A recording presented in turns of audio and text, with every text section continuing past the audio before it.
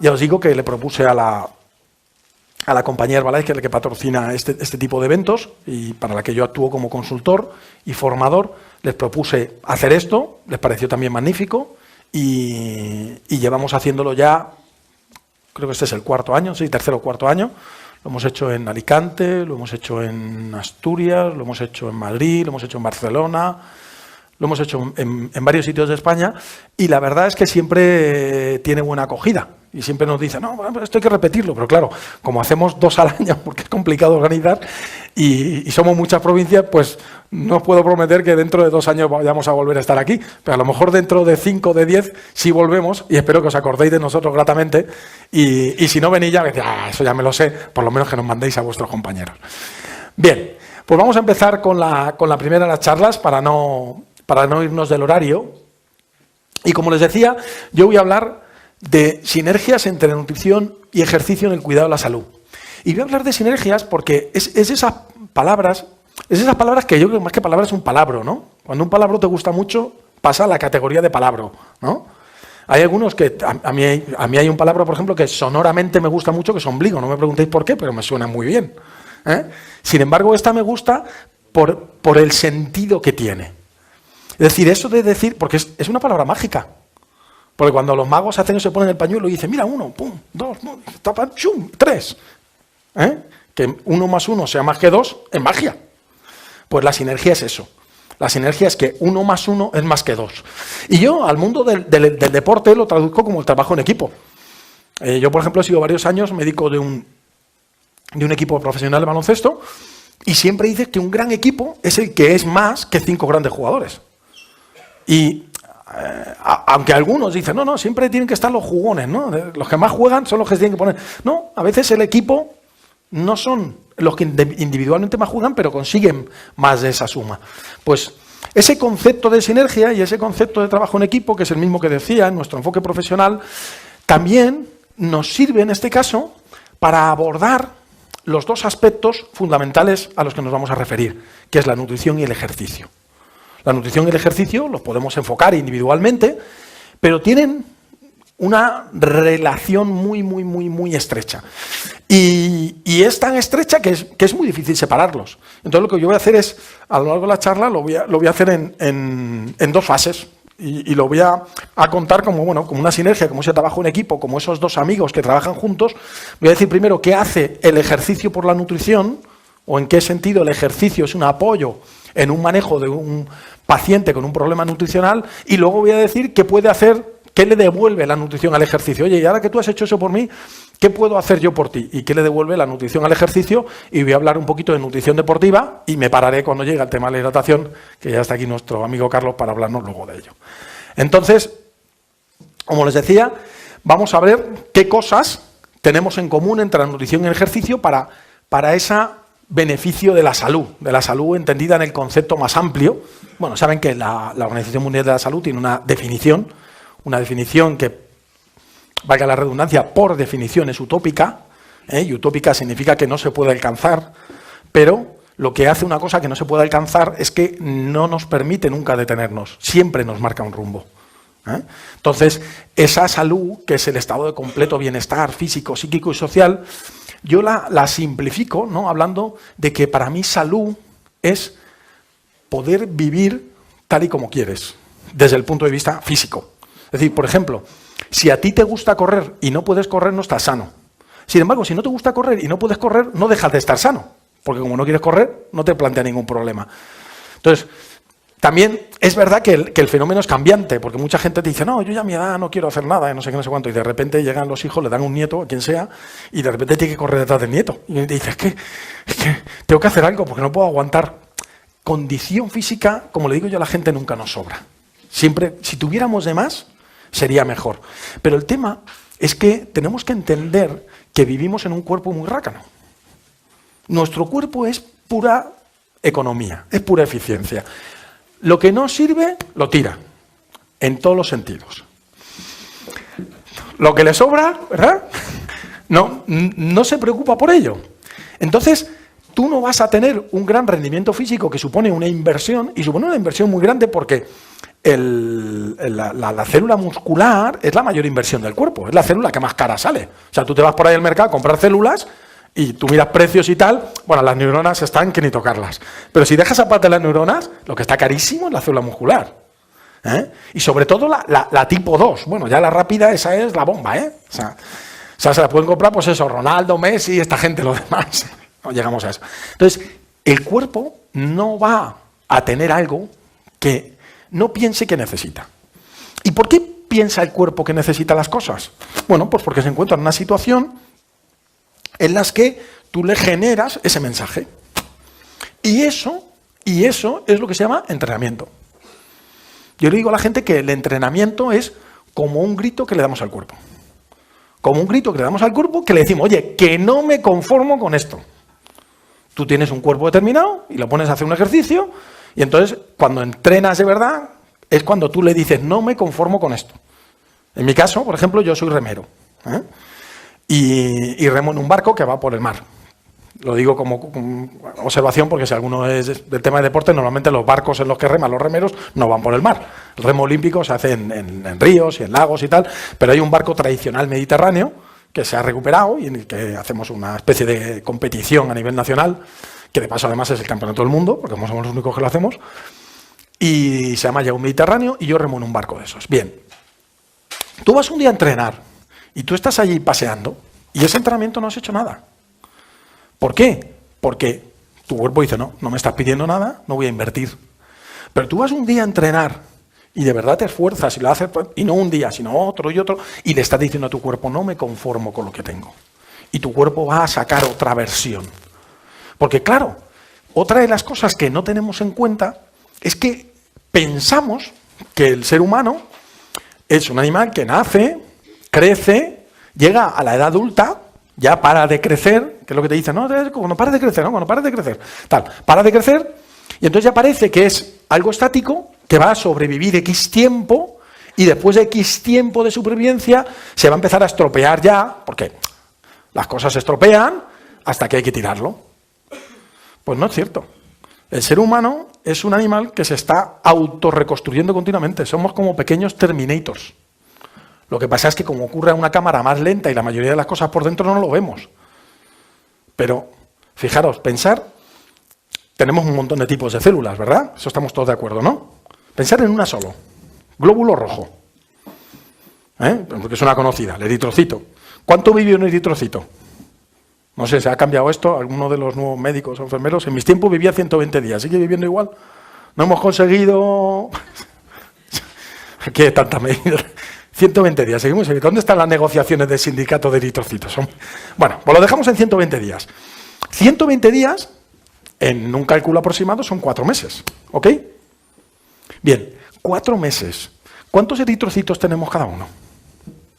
Cuando uno se hace un análisis de sangre, ¿qué pone ahí? Glóbulos rojos. Eso sí, ¿no? ¿Qué ponen el número de glóbulos rojos? Parece que estoy examinando aquí. ¿Hay estudiantes de medicina? Para que aproveche y los maltrate. X millones de glóbulos rojos, 4, 5, 6, los que sean. 4 millones de glóbulos rojos por milímetro cúbico, por microlitro. O sea que tenemos trillones de esas células. Pues cualquiera de nosotros, tú misma, dentro de 4 meses, esos trillones de células se han muerto todas. Trillones. Muertas. Qué horror, qué desastre. Y sin embargo, si le volvemos a hacer una analítica, probablemente nos dé el mismo resultado. La consecuencia es muy obvia, ¿no? ¿Qué ha pasado? Que hemos construido de un solo tipo de células, en 4 meses, trillones.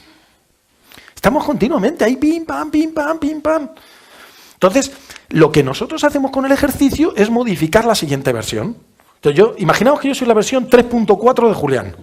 Yo digo, vale, más o menos los estadísticos dicen, midiendo turnover proteico, tal y cual, que en unos 2 años hemos renovado prácticamente todo nuestro cuerpo, un 90 y tantos %. Que decimos, oye, pues yo me veo siempre igual. En todo caso, pequeños cambios, pero casi siempre igual. ¿Por qué? Pues porque el plano del edificio, ¿cuál es el plano del edificio? Tus genes son los mismos. Todavía no tenemos ahí, oye, voy a poner los genes de Brad Pitt un poco. Tal, no. Tienen los tuyos. Bien, los tuyos son los mismos y lo que haces todos los días cambia. Pues más bien poco. Cambia más bien poco. Entonces, por eso vuelve a salir el mismo modelo. Pero si yo digo, versión 3.4 de Julián dice, bueno, yo quiero que la versión 3.5 tenga un brazaco ahí, tenga un buen bíceps. Y me voy todos los días al gimnasio, pim, pam, pim, pam, pim, pam, pim, pam. ¿La versión 3.5 va a ser igual que la versión 3.4? No, va a tener más bíceps. Si yo hago ese ejercicio y le doy la proteína que necesita mi bíceps para que construya, va a tener más bíceps. Luego el ejercicio es ese grito que le digo a mi cuerpo, quiero tal. Entonces, lo primero que tenemos que asumir es ese protagonismo. Nosotros decidimos. Nosotros somos los que, compramos el material todos los días. Nosotros somos los que introducimos los nutrientes que decidimos voluntariamente, aunque a veces seamos inconscientes, introducir en nuestro cuerpo. Y B, los que dan órdenes a ese organismo para decirle, oye, así basado. O sea, que nosotros somos los que podemos trabajar en esa salud, entendida como felicidad o como capacidad. Y la Organización Mundial de la Salud, en el 2004, se reunió para recordarnos que, claro, ellos estaban preocupados, que si los países que no tienen agua, que si tal, y de repente mira así a los desarrollados y dice, si se me están muriendo de gordos. Y estableció una estrategia mundial en la cual dice claramente, solo en el título, cómo la clave de esa salud es la alimentación y la actividad física. Que en el fondo, las dos forman parte muy intrínseca del estilo de vida, lo que llamamos estilo de vida. ¿Ok? Entonces, vamos a hablar hoy bastante de este tema, de los ajustes de peso. Ya uno no sabe si se puede decir pérdida, si no se puede decir pérdida, tal, que suena bien, que suena bien. Pero bueno, y vamos a hablar de ello. Y a mí me gustaría contaros una teoría que tengo yo para explicar esto de por qué hemos engordado tanto. Y mi teoría se basa en una observación muy simple y en algunos datos científicos. Como tiene que ser, luego tiene un poquito de imaginación. Bien, la observación simple es que, o el dato científico es que una persona adulta que no tenga una neoplasia va a aumentar de peso, o que no tenga una fuga de líquidos en alguna parte, va a aumentar de peso en función de dos cosas, la grasa o el músculo. Como hemos dicho, el músculo cuesta un follón. Para sacar un poquito del bíceps ese que decíamos, hay que darle, pero mucho. A mí me hace gracia, hay gente que viene a mi consulta, mujeres que me dicen, no, doctor, yo quiero que me controle esto un poco y tal y cual, pero cuidado, no me mande al gimnasio, que a mí enseguida me sale mucho músculo. Y le digo, más quisieras. Digo, ya. Bueno, el músculo es muy difícil de conseguir, por lo que decíamos antes, porque es muy caro. Y cuando una persona empieza a entrenar, por eso no aumenta el músculo. Lo primero que hace una persona cuando empieza a entrenar es lo que se llama acondicionamiento neural. Lo primero que hace es decir, bueno, con los que tengo, si los organizo bien, ¿saco esto para adelante? Y si es que sí, oye, es que yo quiero comprar un par de fibras, que no, que es muy caro, ¿vale? El músculo es carísimo. Pero ahora, fijaros en el otro extremo. ¿Cuánto cuesta aumentar la grasa? ¿Es difícil? ¿Es complicado? ¿Sale caro? Es exageradamente fácil, ¿verdad? Y nos habéis preguntado por qué es tan fácil. O sea, ¿por qué está tan mal montado esto? O sea, ¿por qué es tan difícil aumentar el músculo? Que es muy bueno y que mola para ir a la playa. Y es tan complicado, es tan fácil aumentar la grasa que no mola nada. Sobre todo para ir a la playa. ¿Por qué pasa esto? Pues mira, mi teoría es que la grasa en realidad es un sistema ancestral de supervivencia. Yo no sé si en el Homo sapiens o en un Homo o en un pre-Homo o hace millones de años, estos animales que había o prehomínidos, pues comían un día y otro día volvían a comer. Y el que sobrevivía era el que llegaba vivo al segundo día que comía. O sea, aquí la gracia era llegar vivo al siguiente día que toca comer. Y en esa situación en la que los que no llegaban, es decir, se quedaban por el camino porque no sobrevivían hasta el segundo día, apareció la grasa y le dijo, vamos a hacer un trato, tú me pones a mí ahí y tal, y yo te voy a gestionar la energía, te vas a alucinar. Y la grasa gestiona la energía que te mueres. O sea, todo lo que pasa por allí se lo lleva. Yo comparo a la grasa con una ama de casa. Todo lo que le das se lo guarda. Y luego cuando le pides siempre te dice que no hay. O que hay que guardarlo. O con los bancos, como queráis. Y eso es lo que hace la grasa. Porque mucha gente piensa, no, la grasa es un almacén de energía. Yo la almaceno y cuando no tengo la cojo. ¿Qué te has escrito tú eso? Si fuera así, si tú metieras la energía en la grasa y cuando no tuvieras la cogieras de la grasa, pues no habría tanta grasa porque siempre la volverías a utilizar. Y, por ejemplo, un tipo que se pone en huelga de hambre, obviamente, como no ingresa alimento, estaría utilizando toda su grasa, ¿no? Luego, después de una semana en huelga de hambre, nos lo sacarían en la tele y saldría el tío como un culturista, con todos los músculos marcados, ¿verdad? Como se ha comido toda la grasa y dice, ¿qué estás, tío, en huelga de hambre? Y no, bueno, o sea, el tío huelga, pues, solo tiene grasa. Porque la grasa le está diciendo al cuerpo que yo soy la que te salva la vida. Es que no tengo comida. O sea, cómete el músculo que no vale para nada. Y el cuerpo, lo primero que se come cuando dejas de darle comida es el músculo. No es que él piense, porque el cuerpo no piensa eso. No dice, grasa buena, tal, la grasa me ha engañado. Pero el cuerpo sí sabe que, primero, necesita proteína, cosa que no va a encontrar la grasa, además de calorías, y sin embargo, comiéndose el músculo, eso tiene calorías. Y además, si se come el músculo deja de gastar. Es un ERE bien hecho. O sea, el cuerpo hace, cuando tiene una crisis energética, hace un ERE. ¿Y a quién despide? Al que más cobra. ¿Cuál era el que más cobraba? Era el músculo. Fuera músculo. Y si no lo usa, pues más todavía. ¿De acuerdo? Entonces, yo digo que lo que ha pasado con la grasa es que tanto tiempo hay metida, la tía, macho, ya, o el tío, no quiero ser sexista con esto, el ente, tanto tiempo hay metido el ente, pues ha desarrollado estrategias y ha desarrollado poder y ha desarrollado vida propia. Y eso hoy en día lo estamos reconociendo. Antes pensábamos que la grasa era un tejido de depósito, ¿verdad? Y ahora sabemos que la grasa produce hormonas. No sé si nos hablaréis un poquito más de ello, de alguna de estas cosas, que tiene conexiones al cerebro. Además, sobre todo al cerebro límbico, al cerebro de las emociones. La grasa es esa que tú cuando vas andando por la calle y pasas al lado de una pastelería y ves ahí una magdalena, te dice, Julián, esa magdalena te está mirando y quiere algo contigo y tú con ella. No seas tonto. Es que el lunes, siempre hay un lunes, que hoy es el lunes, bueno, el lunes que viene. Entonces, esa grasa se ha convertido, yo digo que en un alien. Esa es mi teoría, la teoría del alien. Tenemos un alien ahí dentro. Un alien que ha desarrollado mucho poder y que está dentro de nuestro cuerpo esperando que pase lo que sea. Porque a la grasa van las grasas, a la grasa van las proteínas. Tú eres capaz de incorporar una cantidad de proteínas. En el caso, por ejemplo, de un tío haciendo ejercicio muscular y tal, pues en los experimentos que se hacen aumentando la cantidad de proteínas que le das, hasta 25 gramos entran, digamos, en el turnover proteico. A partir de ahí, si tú un tío de estos, que hay productos en el mercado con 50 gramos de proteína o con 80, bueno, pues esos 25 extra, ¿quién los pilla? La grasa, el alien. Tú, en un momento determinado, te comes algo dulce y ¿qué pasa? ¿Qué pasa si comes algo dulce? ¿Que tu glucosa en sangre, qué hace? Sube. ¿La glucosa en sangre es buena o mala? Mala, malísima. A los diabéticos lo primero que les dices es que la glucosa nunca puede estar alta. Y es verdad. Tú haces la hemoglobina glicosilada para comprobar que no ha estado alta en ningún momento. Pero una persona sana, como es mala, malísima, porque daña mucho los vasos, que son los problemas de los diabéticos, tenemos un guardaespaldas y ahí sale la insulina. ¡Glucosa! ¡Fuera de aquí! ¡Me voy a llegar! ¡Fuera de aquí! ¿Quién la adopta? El alien. Otra vez. Se lleva todo. Y cuando tú le pides, os vuelvo a decir, no.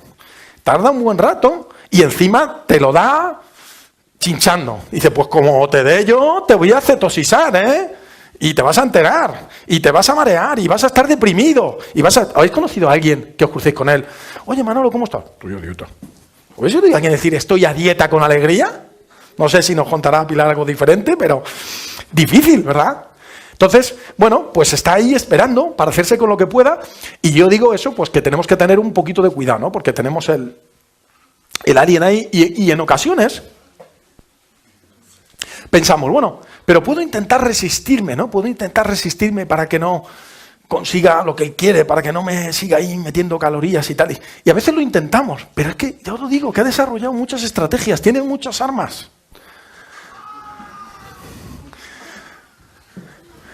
Y al final, como dice la frase esta, el hambre consigue lo que quiere, ¿no? Esa es la situación básica, ¿no? Esa es la situación básica. Y por eso yo digo que es tan importante hacer ejercicio, porque yo digo que el músculo, además de otras muchas cosas, yo digo que podemos verlo como el guerrero que lucha contra el alien.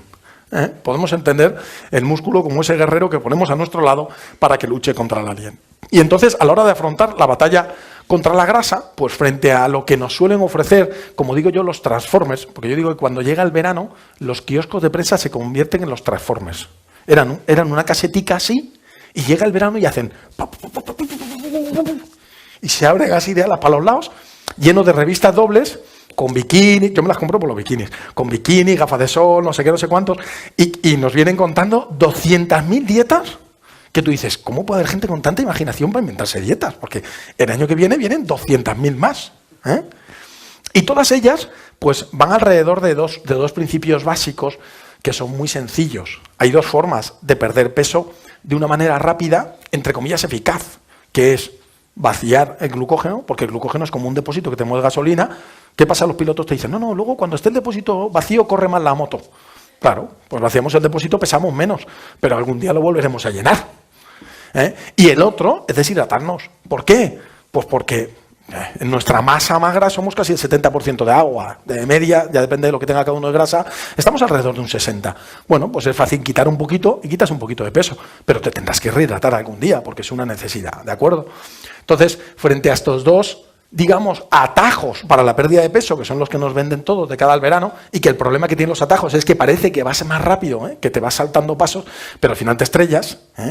Frente a estos dos atajos, bueno, pues lo que es la realidad es que tú siempre que pierdes peso, pierdes tejido graso y tejido muscular.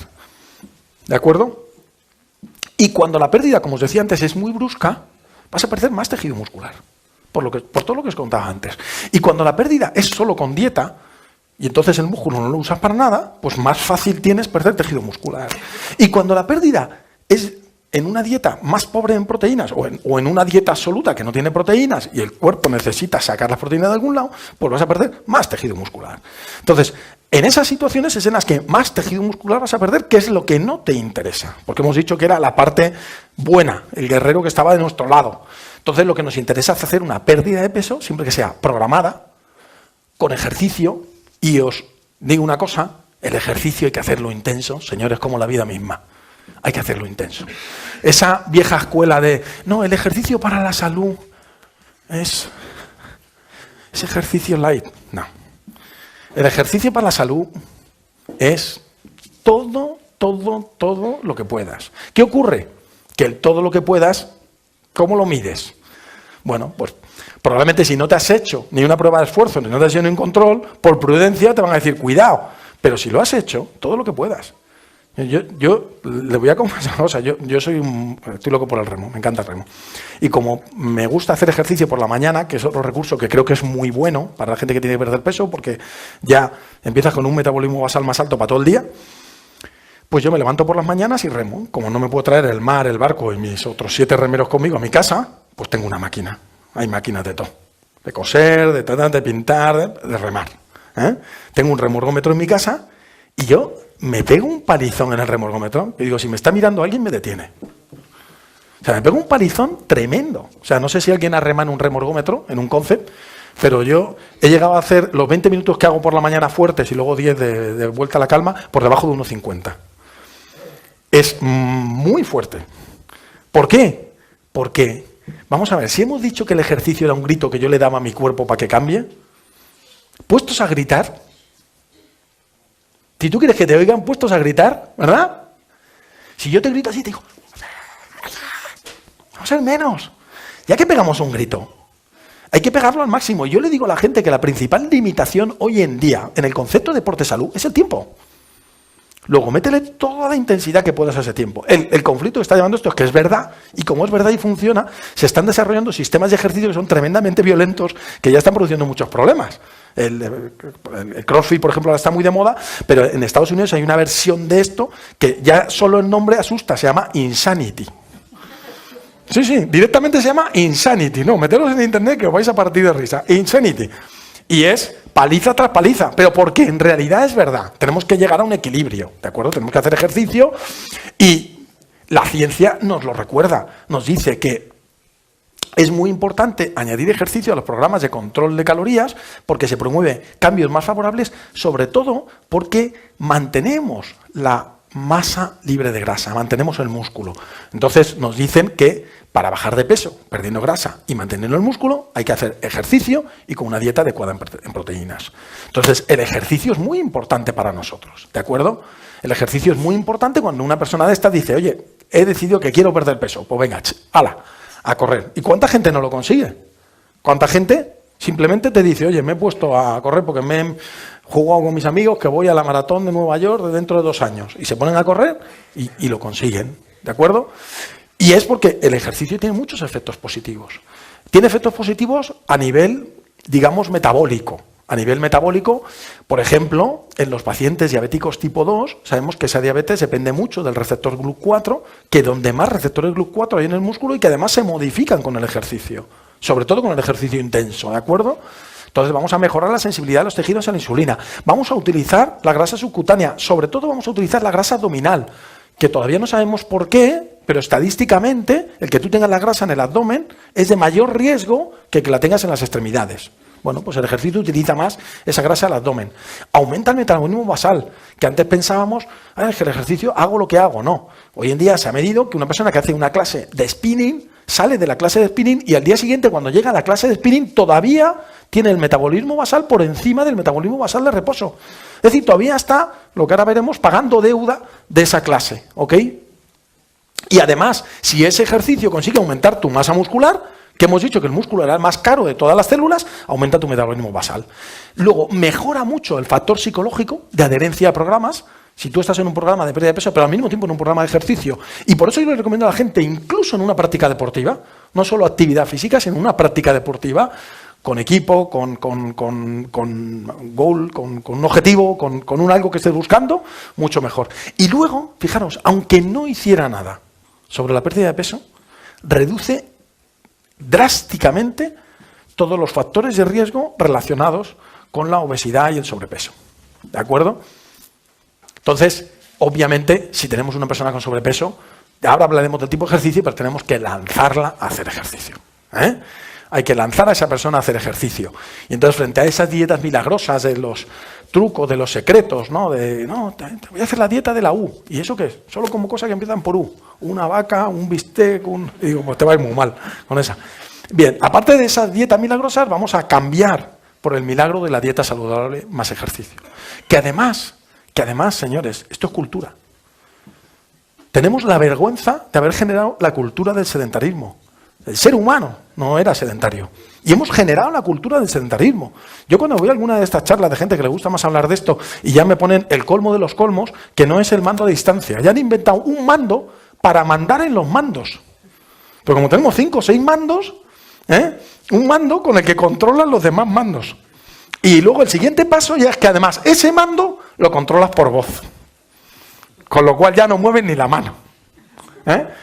Entonces, ese culto al sedentarismo lo estamos pagando muy caro. Y creo que debemos cambiar esa cultura. O sea, tú le dices a una persona, vete de aquí a allá, o sube a un piso y hay un ascensor, y no entienden subir por la escalera. No lo entienden. Yo tengo un compañero que además de ser, fue mi profesor en la carrera de medicina, pero rema a mi lado, y es colega, es médico también, que yo no sé, por cierto, si ha venido por aquí, porque tengo por ahí un congreso de reuma, y él es reumatólogo, Eliseo Pascual, que tiene, yo qué sé los años que tiene muchos, porque nos descuentan muchos segundos cuando él está en el barco. Tiene un montón de años, debería estar jubilado, pero todavía no está jubilado. Y su servicio está en una 8ª planta. Pues se sube andando. Pero es que hace un año tuvo un accidente que le atropelló un taxi y dijeron, uy, este no vuelve a andar. Y se fue al quirófano con la camiseta de remo, ¿no? Y le rehabilitamos, como digo yo, remando, y lo teníamos remando a los 3 meses con una fractura tibial con aplastamiento, y a los 6 meses volvió a darse de alta para trabajar y volvía a subir andando a la 8ª planta. Entonces, es una cuestión de cultura.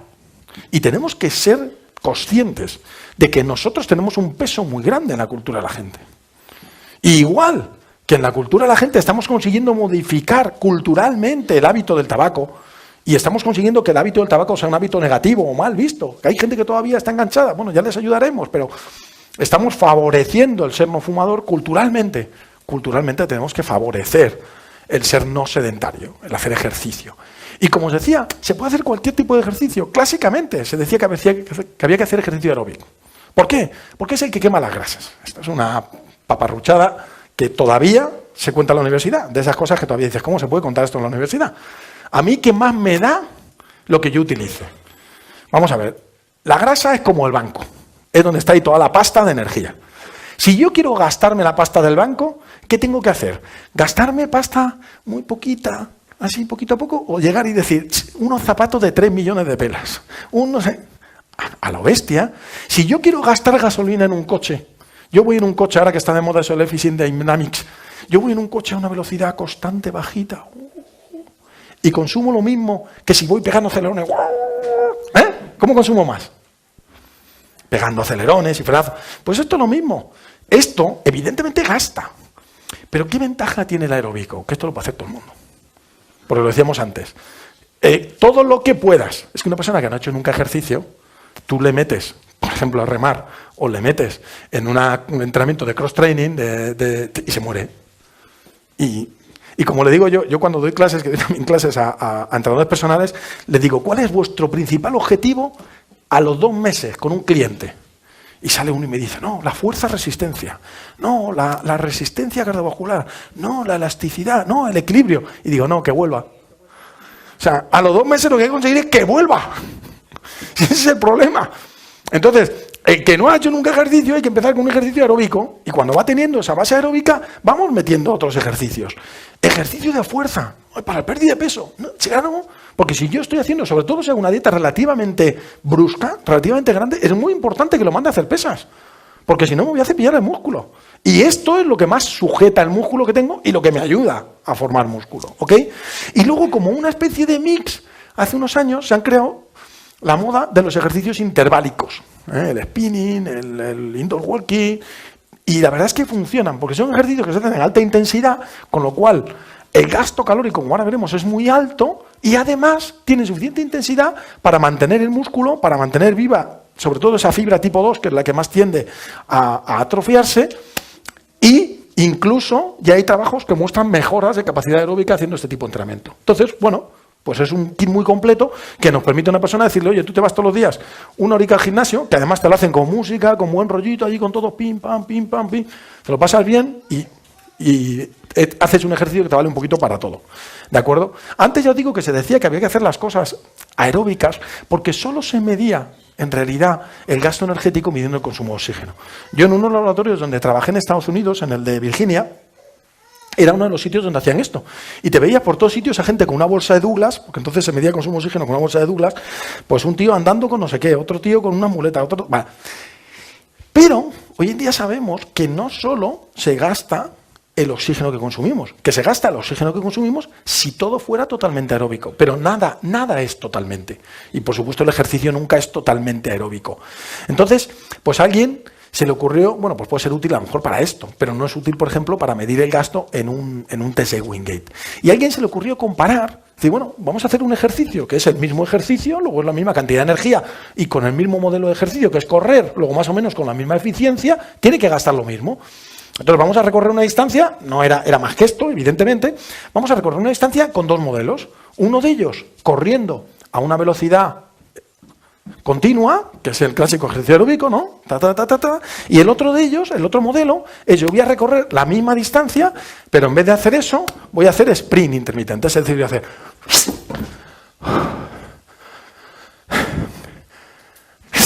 otro. Y entonces voy a medir lo que gasto. Entonces, si lo mido como yo medía antes, si yo mido el consumo de oxígeno, claro, al tío que está corriendo todo el rato, le llevo la máscara puesta todo el rato mientras está corriendo. Al tío que hace sprints, le pongo la máscara cuando hace ejercicio, cuando hace el sprint. ¿Qué me sale? Pues que el tío que está corriendo todo el rato gasta un montón de energía. Y el tío, sin embargo, que hace solo los sprints, casi no gasta. ¿Por qué? Porque en un movimiento tan rápido no le da tiempo ni a aumentar su ventilación. Entonces yo no estoy viendo gasto, pero evidentemente la energía está saliendo de algún lado. Claro, si en vez de hacer solo eso, me quedo con la máscara puesta y mido una cosa que llamamos deuda de oxígeno, que es cuánto está ese consumo de oxígeno por encima de lo que debería estar en reposo por el ejercicio que he hecho, señores, ya la cosa cambia. Ya fijaros que este sube, pero muy poquito, pero fijaros cómo sube este. Y si encima le sumo la energía que viene de lo que llamaríamos las vías anaeróbicas, haciendo una estimación a partir de medirle el lactato en sangre, ya veo que el ejercicio intermitente gasta mucha más energía que el ejercicio aeróbico. Entonces, hoy en día sabemos ya de una forma científica lo que debería ser intuitivo, como decíamos con los coches, que si de verdad quiero hacer gasto de energía, lo que tengo que hacer es ejercicios intermitentes y cuanta más intensidad mejor. Entonces, al final, lectura, cualquier tipo de ejercicio. Al principio vamos a hacer más aeróbico porque no tengo fondo. Y vamos a hacer también más aeróbico por otras cosas, porque es ejercicio menos violento y para gente que no está acostumbrada, más tolerable. Y luego, muchas personas que tienen ese sobrepeso, obviamente sobrepeso, luego quiere decir sobrecarga, articulaciones, por ejemplo, rodillas, tobillos, caderas, no los puedo poner a correr, o problemas vasculares. Muchas personas tienen problemas vasculares, entonces hay que buscar ejercicios que eso no nos suponga un conflicto. ¿Y qué hacemos? Pues eliminar ejercicios con mucha carga articular, eliminar ejercicios de impacto. Y yo siempre, al principio de un programa de ejercicio, una persona que no está acostumbrada a hacer ejercicio, sobre todo a partir de una cierta edad, incluyo algún ejercicio de los que yo llamo posturales. Algún tipo de práctica que incluso tiene más ventajas, ¿no? A nivel mental, etcétera, etcétera, pero sobre todo que les enseña un poquito también a relajarse y a conocer su cuerpo. Y una de las cosas que a veces pienso que tengo que meter una cámara oculta en la consulta es cuando le explico a la gente cómo tiene que hacer abdominales para utilizar el transverso. Y le digo a la gente, no, tiene usted que hacer abdominales, pero no, no, yo es que me colgaba aquí, hacía, no, tiene usted que hacer esto. Mire. El tilt pélvico famoso. Haga esto, y la gente empieza. Digo, no, mira, quietecita, caseta, y haga simplemente esto. ¿Me puedo tirar 20 minutos para conseguir? No, los tumbas en la camilla, le metes la mano en la espalda, le tocas la espalda, mira, levanta. Hay trucos, ¿no? Aquí hay gente que sabe mejor de eso que yo. Pero, porque hay gente que es que no sabe ni lo que es el abdominal, ni lo que es el tilt pélvico, ni lo que es su cadera, ni que ahí había un músculo.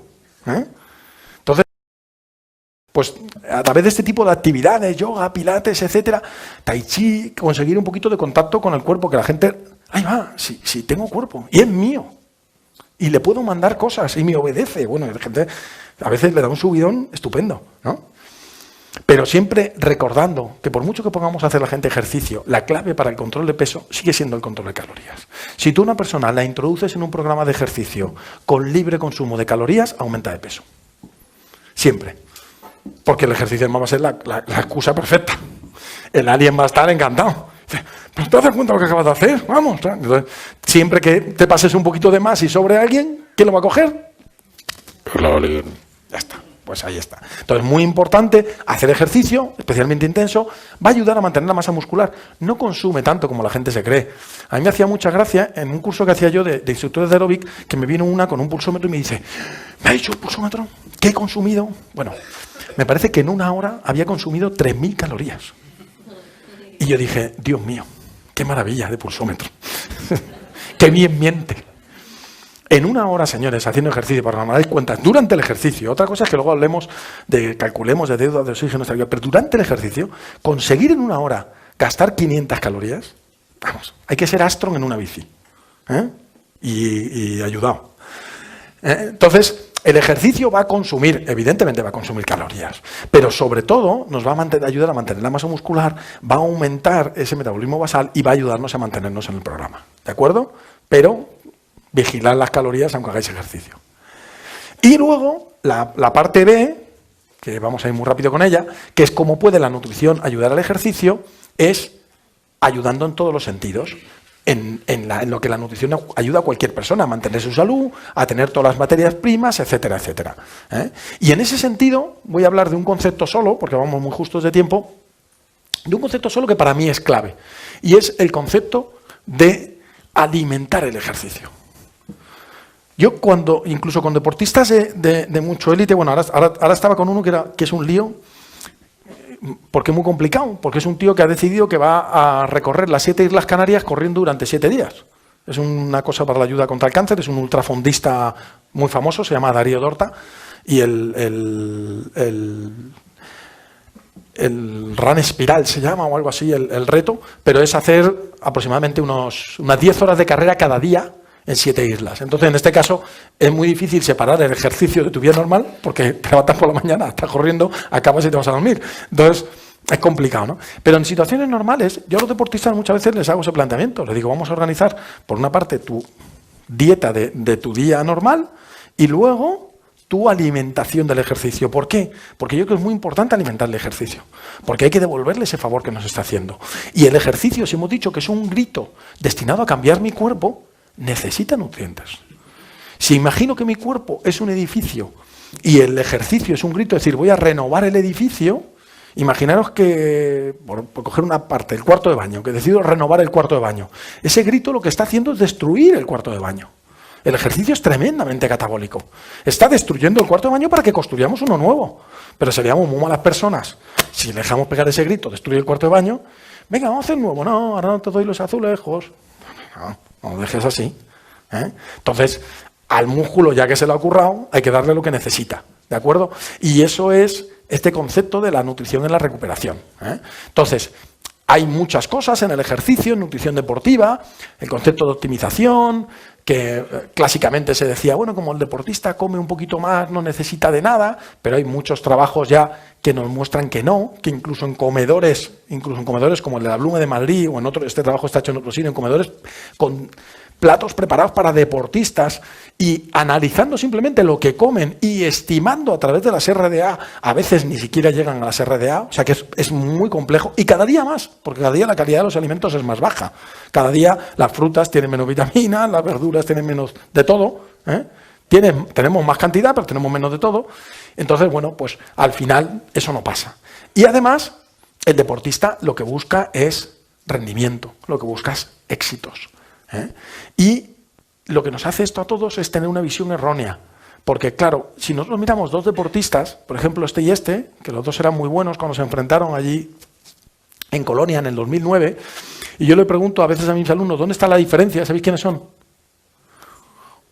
Usain Bolt y Tyson Gay. Bueno, tuvo peor suerte con el apellido, pero al margen de eso, era muy buen atleta también. Digo era porque ahora mismo está sancionado por doping, pero en aquel momento era un atleta nativo, el mejor atleta americano, probablemente de los mejores de todos los tiempos, y me dicen mis alumnos, dicen, no, Julián, la diferencia está que Usain Bolt cruza primero la línea de meta. Y digo, eso ya llego yo. No os voy a poner el vídeo porque es un poquito largo, pero una de las cosas importantes es que se ve un montón de fotógrafos y tal. Usain Bolt, después de ganar esa carrera, después de ser campeón del mundo, se tiró varios meses todo el día en la tele. Adoptó un guepardo y todo, cosas así. ¿Y qué hacía Tyson Gay mientras? Entrenar. Y se vieron las caras un tiempo después en una Golden League en Estocolmo. Y entra primero Tyson Gay y ya no solo que entre después, mira la cara de Usain Bolt. Luego, ¿cuál es el condicionante fundamental? ¿Qué es lo que hace, por ejemplo, que este chaval, que es impresionante, ya aprovecho para decir, es impresionante lo que este chaval ha hecho? ¿Qué es? Que una de las cosas más impresionantes de él es el manejo nutricional. No sé si os habéis dado cuenta, cada vez que vuelve una lesión, aguanta más porque ha vuelto a perder peso, sin perder potencia, que ahí está el truco. Bien, ¿por qué este chaval es capaz de ganar tantos trofeos? Porque tenéis que verle entrenar. Da miedo verle entrenar. Bueno, alguna chica me ha dicho alguna vez, hombre, miedo tampoco da. Depende de cómo se mire. Lo que os quiero decir es que aunque normalmente, como estamos pensando en rendimiento y pensamos en la competición es menos del 10% de la actividad del deportista. El deportista es un currante del día a día. Entrena todos los días. Y los que hemos trabajado en equipos deportivos de élite lo sabemos. El día de la competición es el día de fiesta. El día duro es el día a día. El lunes a entrenar, el martes a entrenar por la mañana, a entrenar por la tarde, a entrenar. Y después de un día de entrenamiento te vas a la cama pensando, mañana más. Entonces, bueno, eso se hace por algo. El deportista no entrena el resto de días, es que me aburro. No, lo hace porque sabe que es la manera de gritar a su cuerpo, de conseguir esa adaptación. ¿De acuerdo? Y para eso es fundamental recuperar. Y recuperar significa nutrición y descanso. Bueno, importante descansar bien, pero sobre todo, yo lo que os quiero hacer ver es que la recuperación, no solo como mucha gente piensa y dice, no, recuperar es volver a llenar los depósitos de gasolina. No.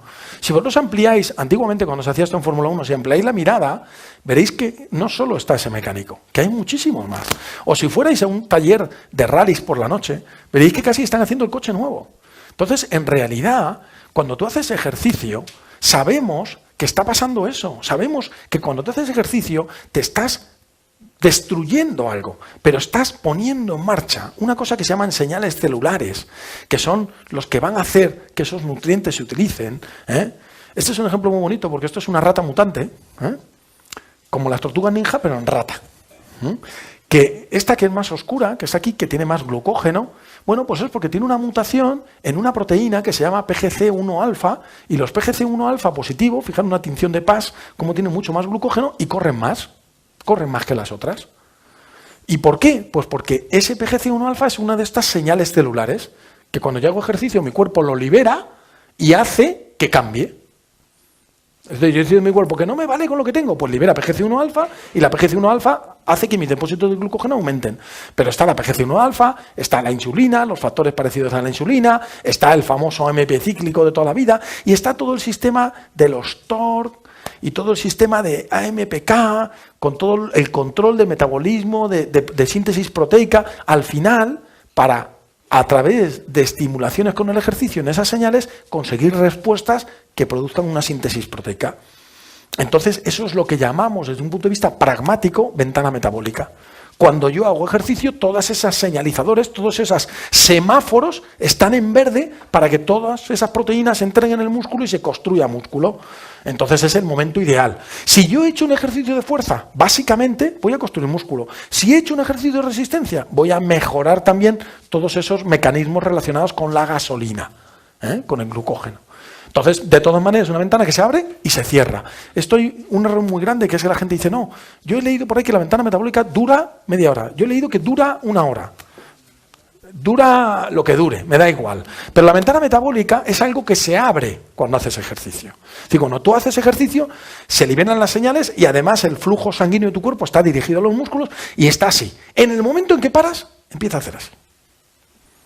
Luego, la nutrición del ejercicio tiene que ser ya. Oye, es que ahora voy a... Ya. ¿Y si me ducho? No. ¿Y si...? No. No. Ya. Esto es como el del chiste, Tiene que llegar a la estación y dice, digo, oiga, digo, ¿sabe usted a qué hora sale el rápido? Digo, el rápido, digo, ya. Pues esto es igual, ¿no? Ya significa ya. Entonces, cuando hablamos de esto, y por eso a mí me llamaban en el estudiante, me llamaban el doctor Batido, porque la manera es, cuando paran de hacer ejercicios, en el momento que paran. Yo en los equipos de fútbol, cuando los tenía estirando, ya los tenía con un batido de recuperación. ¿De acuerdo? Bueno, no os voy a poner toda la literatura, porque eso es un poco rollo. Pero sabemos eso, que si yo les doy ese batido, consigo que de que el ejercicio sea un balance metabólico negativo, va a ser un balance metabólico positivo. ¿De acuerdo? Entonces es muy importante que eso sea inmediato. Y es muy importante el tipo de nutrición que le voy a dar. Cuando yo he hecho este tipo de trabajo, va a ser básicamente proteínas. Utilizamos batidos que tienen 70-30, 70% de proteínas, 70-30 en favor de proteínas, hasta 25 gramos de proteína. Y cuando hacemos un ejercicio más aeróbico en el que tenemos poca destrucción muscular, sobre todo, por ejemplo, si es la bici, que no tiene impacto, esta es una triatleta mía, también fui médico del equipo nacional de triatlón, no le veis la cara, pero es una chica muy guapa. Cuando tú haces este tipo de ejercicio en el que no destruyes músculo, lo que sí que gastas es mucho ese combustible y necesitas más glucógeno. Entonces la composición es al revés. Es 70-30, pero 70 de carbohidratos y 30 o 20 incluso de proteína. ¿De acuerdo? Entonces, ese tipo de diferencias las estableces en función de eso. Pero cuando tienes deportes mixtos, a veces usas cosas un poquito mixtas. Bien.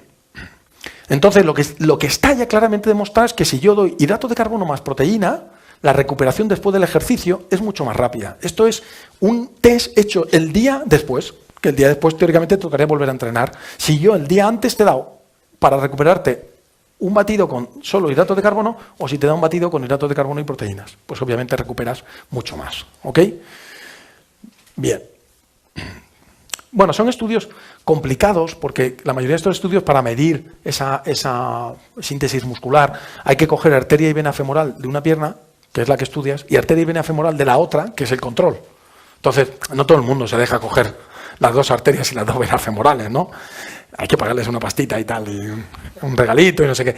Bien, pero la cuestión es que, a pesar de que los estudios, si os fijáis ahora, son pequeñitos, fijaros, 6 hombres, 5 hombres, 4 hombres, 6 hombres, 7 mujeres, a pesar de eso, si os fijáis, la tendencia es muy clara, siempre positiva, ¿no? A que el cambio neto, cuando tú utilizas hidrato de carbono y proteínas como como ayuda ergogénica, después del ejercicio consigues eso. Entonces, resumiendo un poquito, lo que nos dice la nutrición en el ejercicio es que antes del ejercicio, cuando hacemos entrenamiento de fuerza que no tiene tanta restricción de flujo hacia los músculos, o sea, no se llevan toda la sangre, podemos dar aminoácidos antes, incluso durante, en todos los ejercicios, y eso nos hablará ahora Carlos de ello, es muy importante la hidratación. Ya el término isotónico ya no se usa, la EFSA lo ha cambiado por bebidas de rehidratación deportiva, pero todavía a nivel coloquial es el que más seguimos utilizando.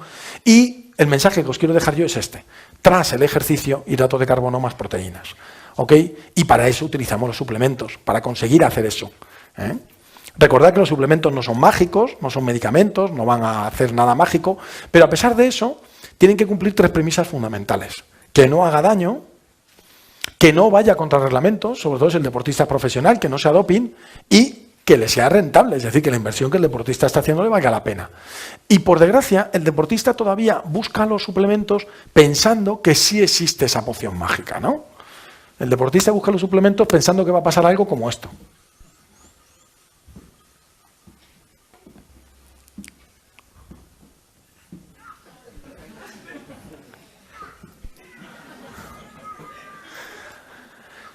Bueno, y la mala noticia es que, bueno, pues que no existe la poción mágica. Bueno, existe la poción mágica, en los cómics, que curiosa, a mí siempre me ha hecho gracia, ¿no? Que esto es la poción mágica, que era un tal Asterix, que le dieran algo que hacían con un brebaje y que se fuera a los Juegos Olímpicos. No sé, ¿cómo llamaríais a esto? ¿Dopaje lo llamaríais? Pues es un cómic francés, no sé si. Me ha parecido curioso, es un detalle curioso, ¿verdad?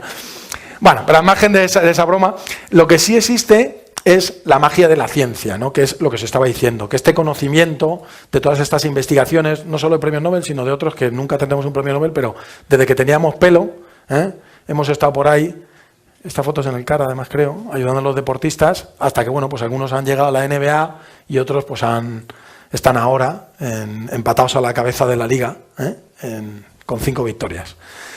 Entonces, bueno, pues al final, evidentemente, los suplementos son útiles. Hay suplementos que tienen un claro efecto ergogénico, como puede ser la cafeína, pero sobre todo son útiles para lo que os he dicho, para conseguir la correcta alimentación del deportista, la correcta recuperación y la correcta utilización de ese entrenamiento. Por eso, lo importante es que tengamos productos de confianza, que sepamos exactamente qué es lo que tienen, que sepamos qué es lo que estamos utilizando, y por eso digo que a mí me llamaban el doctor Batido.